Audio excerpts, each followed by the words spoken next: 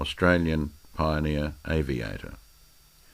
In mid-November 1931, a single-seater Pussmoth aeroplane landed at Fortaleza, state of Ceará, Brazil, and outclimbed Herbert Bert Hinkler, to be mobbed by police and officials demanding his papers. Hinkler produced the papers, but that didn't satisfy the officials. The famous Australian aviator was arrested, his plane confiscated. He landed in the local jail. This arbitrary arrest threatened to prevent a flight that was to become an epic of aviation history, the first crossing of the South Atlantic Ocean from west to east, and no small wangling had to be gone through to get Hinkler on his way again. Bert Hinkler was born at North Bundaberg, Queensland, on December the 12th, 1892. Always interested in flying, he built several crude gliders after studying an ibis on the wing. In 1912 he arrived in Sydney, determined to learn to fly. When he found there was no aviation school in the city, he worked his passage to England. There he so persistently pestered the employment officer of the Sopwith Aviation Company for a mechanic's job that to get rid of the Australian, the officer signed him on. Then World War I gave Bert Hinkler a chance to fly. He first served as a mechanic in the Royal Navy Air Services before qualifying as an aerial gun layer. After being awarded the DSM, he was commissioned and transferred to the Royal Flying Corps.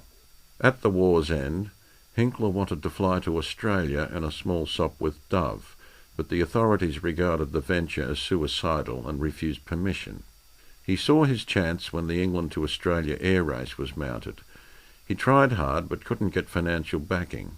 Bitterly disappointed, he found work at the A.V. Rowan Company's aviation factory at Manchester.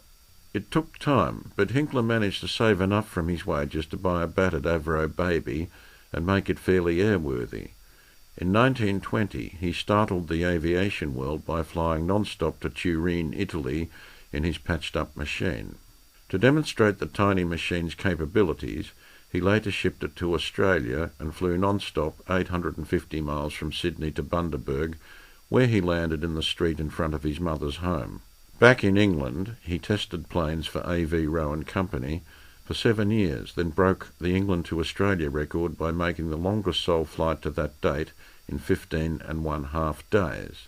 As a reward, the Queensland government presented him with £500 and the Commonwealth government gave him £2,000. He was also awarded the Air Force Cross and commissioned as an honorary squadron leader in the Royal Australian Air Force. One of Hinkler's major handicaps was his aversion to publicity. He never bought an RAAF uniform or used his commissioned rank, and he failed to cash in on the fame that his remarkable flights earned him. Instead, after returning to England, he retired quietly to an isolated house in Hampshire, where he designed and built a small amphibian aircraft called the Ibis. He sank all of his capital into this venture, so that by 1930 he was broke, but the public had forgotten his great flights, and he could not interest investors in his plane. Refusing to accept failure, he worked till he had saved enough to sail to New York with his wife, but one of the US investors refused to back crackpot inventors in the middle of a depression. As a last hope, he went to Canada. Hinkler failed again with his main project, but was able to raise enough money to buy a Canadian Pussmoth. While giving demonstration flights to pay for the machine, he decided he must re-establish himself in the public eye before he could hope to get backing for the new Ibis project. The quickest way to achieve this was to make a sensational flight, preferably over the sea. The only ocean left unconquered by the aviators was the South Atlantic, east to west.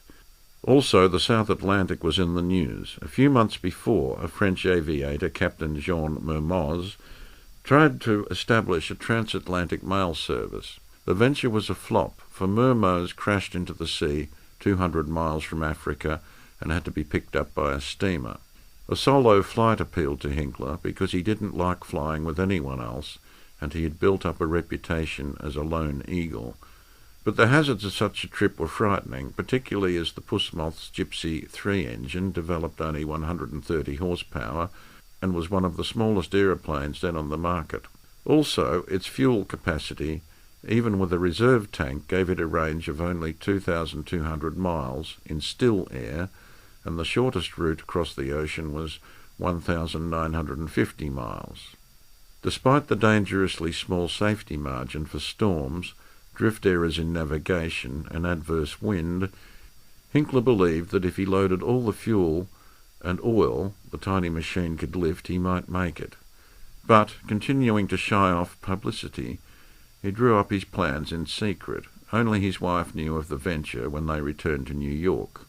Hinkler put his wife aboard a Britain-bound steamer, then announced his intention of making a combined business and pleasure tour of South America. To reduce weight, he stripped the aeroplane to bare essentials, even tossing out the lights.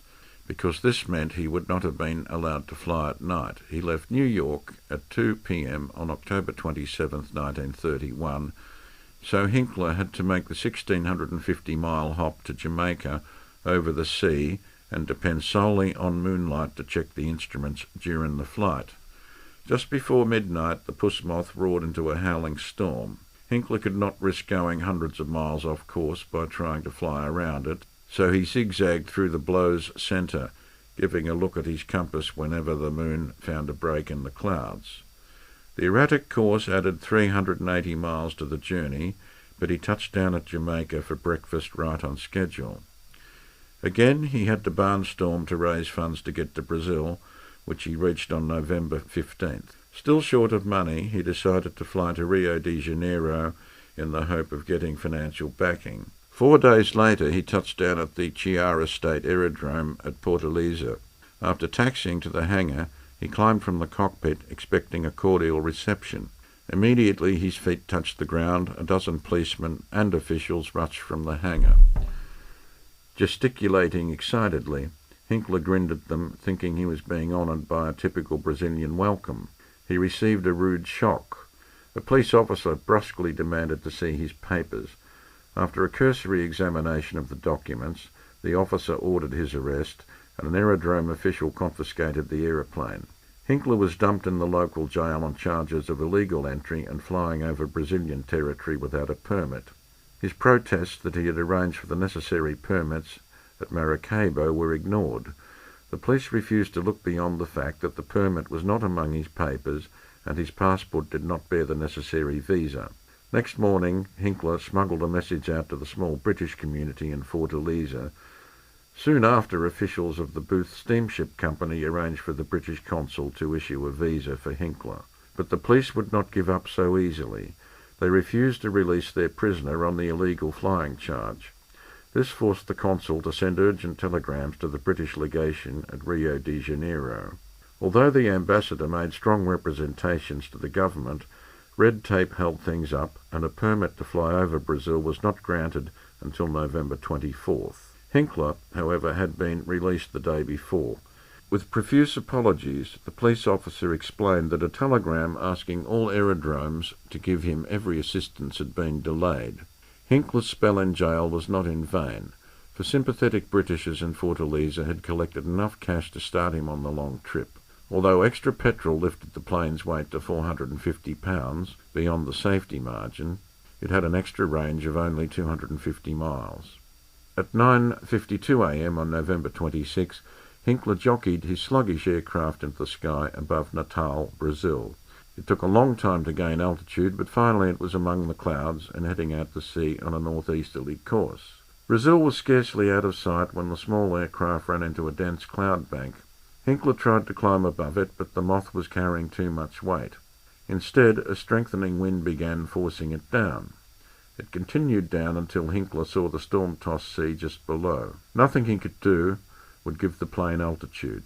He fought the joystick as the aircraft, lashed by spume, skimmed along a bare 5 feet above the wave tops.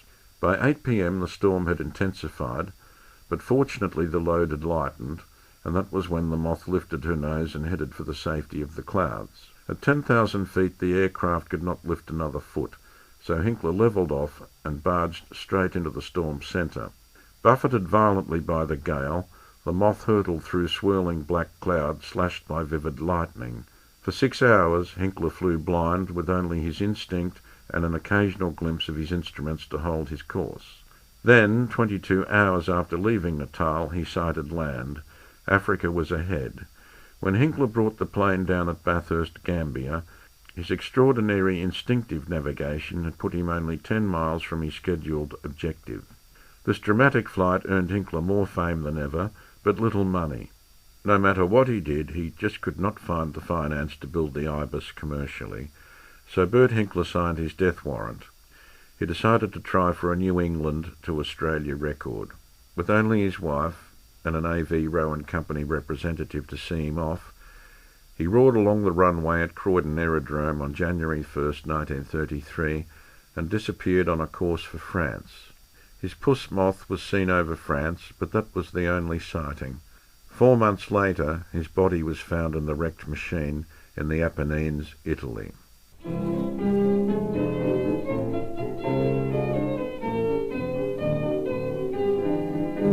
From coast to coast, we all can boast and sing a toast to one who's made a name for being game. He was born with wings as fine as any bird that flies. A lucky star guides him afar. Hustling Hinkler up in the sky, fair or windy, he's flying high. Fearless, fearless, knows every cloud. The kind of a son makes a mother feel proud. Bustling Hinkler rides all alone in a little plane all his own. Hustling Hinkler showed them the way, and he's the hero of the day. This Aussie son set out for fun, he had no thought of fear, and now he's home from all the foe. The whole world's mighty proud of him, as proud as it can be, and now he's here. Come on, folks, let's give a cheer. Hustling Hinkler up in the sky, fair or windy, he's flying high. Fearless, fearless, knows every cloud. The kind of a son makes a mother feel proud. Bustling Hinkler rides all alone in a little plane all his own. Hustling Hinkler showed them the way, and he's the hero of the day.